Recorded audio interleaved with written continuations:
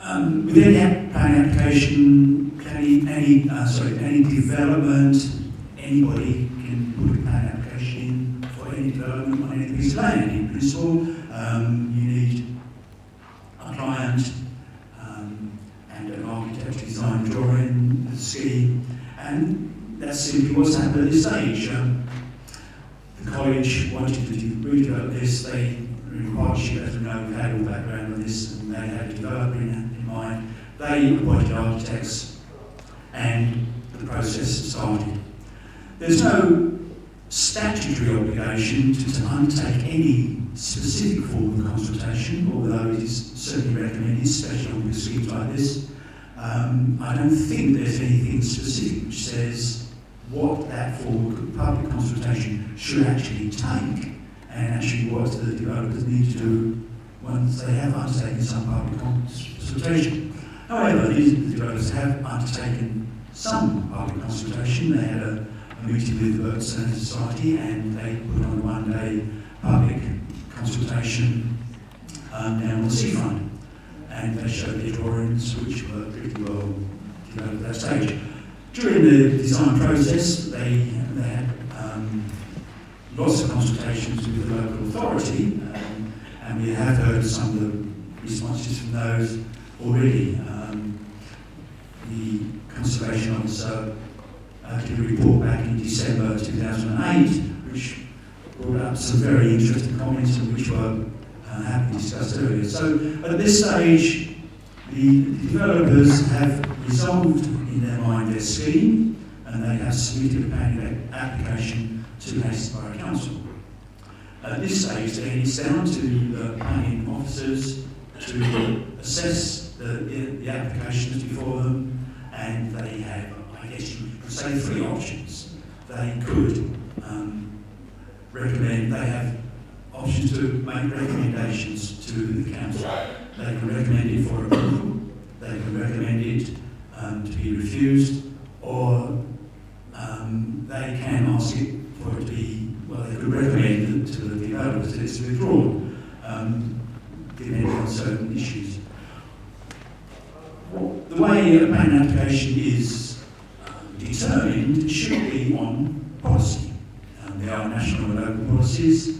National policies obviously discovered by the planning acts themselves, but there are local plans, local and regional development plans, which set out the policies on which planning officers should be able to determine whether any application is appropriate for its application, and whether it therefore complies with these policies, so that they can determine that they think, yes, it does comply with all policies, and we can recommend it for approval.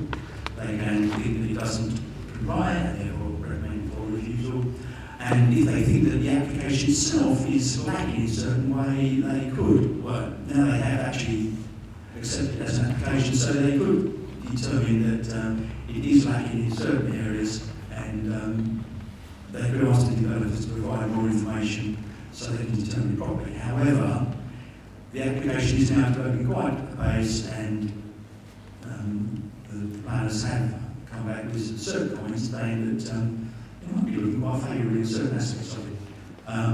As I say, the density is quite a large issue to be resolved, but at this stage, I think it's fair to say that the planning officers are thinking that density could be reasonable.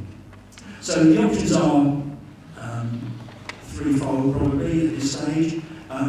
If the planning officers do deem it to be unacceptable, they have the option to refuse it.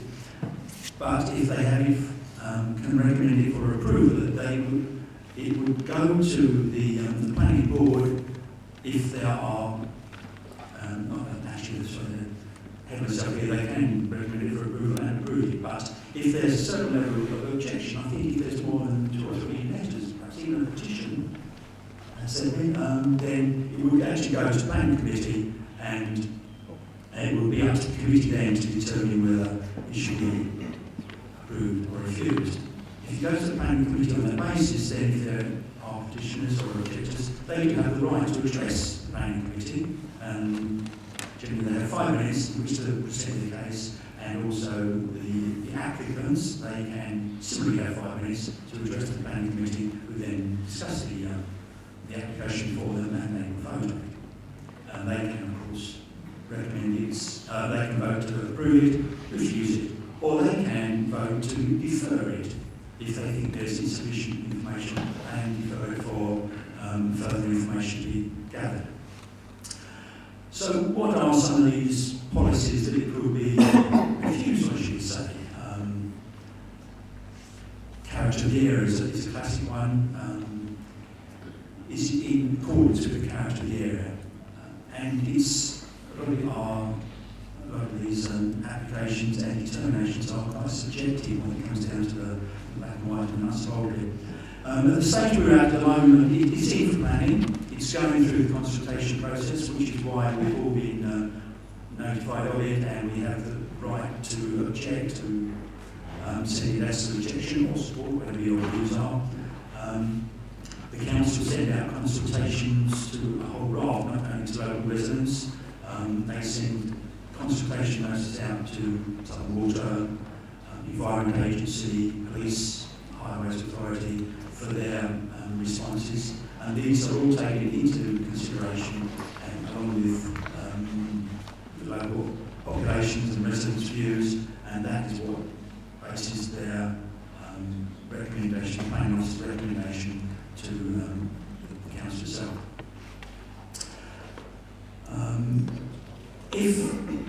What are the options after that stage? If it's refused, assuming it would go to planning, the planning board, if it's refused, then the applicant, they have the right to appeal against that decision. The appeal process is it's a process which is undertaken by the planning inspectorate, which is independent of both the council and the applicants and the objectors, and it's a private one with the environment, and whereby a planning inspector is appointed to hear the arguments for and against, and then it's determined at that stage. If the planning permission is approved, then the objectors really have very little. There's no right of appeal against a planning permission. Only if the objectors feel that the application was incorrectly considered, and then there is an option of taking it to the High Court, as somebody knows, was recently done at the jury application on the STAG, where that's, I think, about the only way that a planning permission can be overturned. Before we get to that stage, there is one other option whereby a planning application can be called in, as it's described, and where it's called in by it was deferred back to the Secretary of State. Now, there are certain grounds by which the Secretary of State can actually call in an application. I have written off here one of them if they think the development may conflict with national planning policy on important matters, or development could have wide effects beyond its immediate locality, or development has significant regional or national controversy, or if it's raises significant architectural and urban design issues. There's a few issues here. If it's of national importance, basically, and it can be an application to call in can be made by anybody, but then it has to be accepted that that is a valid reason for calling in an application. If it is, then it goes through, pretty fair to say, a similar application to the appeal process, whereby a planning inspector would then there would be in effect a public inquiry, and the planning inspector would determine for and against arguments on the application, and it will be determined by a planning inspector. Very, very brief summary of where we are, where the application is.